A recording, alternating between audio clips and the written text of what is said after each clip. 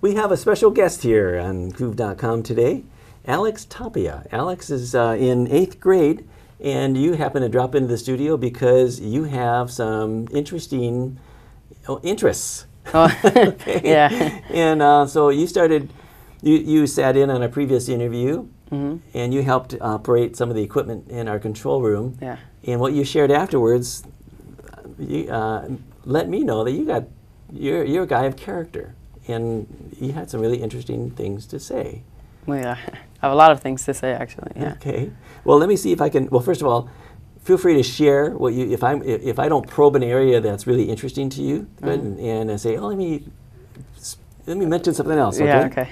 But first of all, you got bit by the video bug just recently. You want to be able to create video. Yeah. Actually, trying to shows. make my own documentary, actually, and not like little videos just to show my friends. I want to show my teachers and the community of orchards that even though I'm young, I can accomplish a lot, and I want to show everyone that.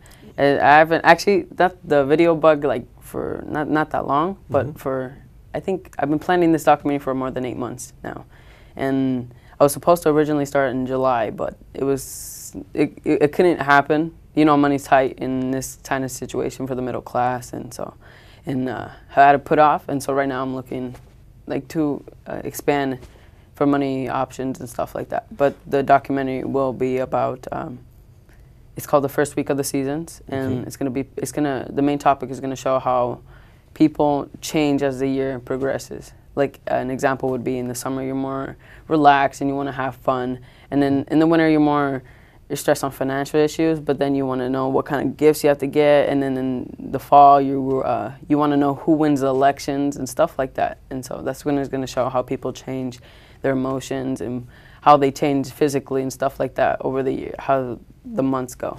And you must be going through a time right now where you're changing a lot. I mean, yeah. Great, that's when you got your growth spurt. You really yeah. My parents really noticed I'm actually taller than my mom and my dad now, but they're just a little bit by my dad. And yeah, it's great because when I was little, a lot of people didn't take me seriously. Like, oh, I want to be this. Oh, he's a little kid, he's dreaming. But now that I'm older, I have more opportunities. People kind of take me still seriously. And yeah, that's what I like about growing up, and it's an experience for me. So you haven't lost your dreams. You've got dreams. I got a lot of dreams. So and the reason I have a lot of dreams is because if one dream fails, I have another dream to go to. I don't give up, and so even when the going gets tough, you have to look at the bright side. And when you look at the bright side, you have more things to hope for. How do you like school? On a scale of 1 to 10, an 11. Because really, you love school. Yes, because other than the fact that my friends are there, the teachers, they really help me a lot. Like sometimes life situations, like when you struggling with people. I have a couple friends that are actually struggling in life and doing drugs and bad habits, and I try to tell them to stop, but they don't listen. That's what I like about school. It gives you an outlet to show how smart you are and to change your whole life, because you could come from nothing and then be a successful man. Like, what's a good example? You mean you can develop into your something potential, successful? Yeah. Pursue your dream, and become an outlier, somebody who's really gifted in an area, and you want to be able to help make the world a better place with what you do. That's exactly what I meant. Yeah, when you talk, so you have friends. Do you have anybody that loves school as much as you do? I know people that love school more than I do. Really? Perfect attendance people. Perfect attendance. They have straight A's throughout the whole year. I mean, my grades sometimes fall to a C, but I have to get it back up and stuff like that. But there are a lot of people there, because over there they have a lot of Excel classes. I'm in Excel science, and that's what really pushes kids to really love school and to work hard. And yeah, there's more people like that. And those kids that just seem to be blowing it, they're doing drugs and they're making bad decisions that are just setting them back for life. How does that make you feel? You feel like have any of them turned? Have any of them listened to you and Not really. Been inspired? It's a tragedy. Yeah, I mean, some of my best friends, I tell them, work harder, I tell them when they're arguing with the teacher, I tell them to stop, to focus on the idea of homework or the topic we're talking about, and to really listen for a change, because some kids fall to classes where, I forgot what it's called, but it's classes that help underachieving kids to get back with the regular graded kids and to get them back into the regular classes instead of teaching them the past year's maths, than to be teaching them regular math and to get them higher into algebra or physics or whatever they're studying there. Do you tutor or do you help other kids? No, because I live pretty far from the school. I'm like a quarter of a mile away from the boundary. Not even like from going into Covington. So you take a bus back and forth? Yeah, I take a bus. Okay, and you have brothers and sisters? Oh yeah, I have those two little brothers that you saw, and a 17-year-old sister in Mexico right now, and a sister I found out about a month ago. I never knew I had a sister. You found out you had a sister? Yeah, and she lived in Mexico, and a couple of stuff happened over there, and my stepbrother, he's 21 now, and he has a kid and lives up in Yakima. And so, yeah, I have a lot of siblings. Wow, wow.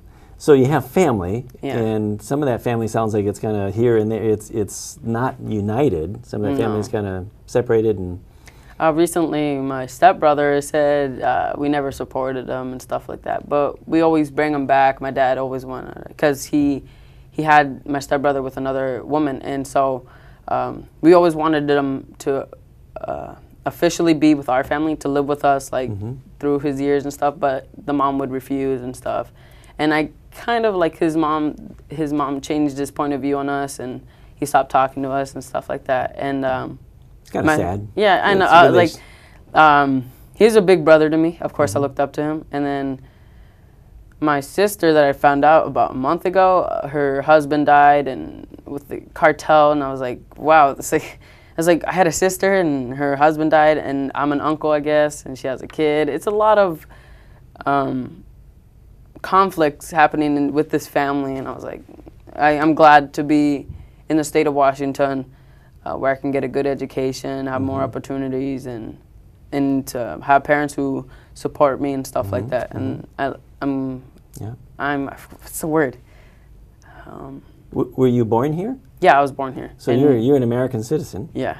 And your parents, were they born here? My mom's an American citizen now, and my dad, I'm not sure what it's called, but he has papers here and stuff like that. So, so my dad's trying to work for that U.S. citizenship too. Good. Good. So that's good.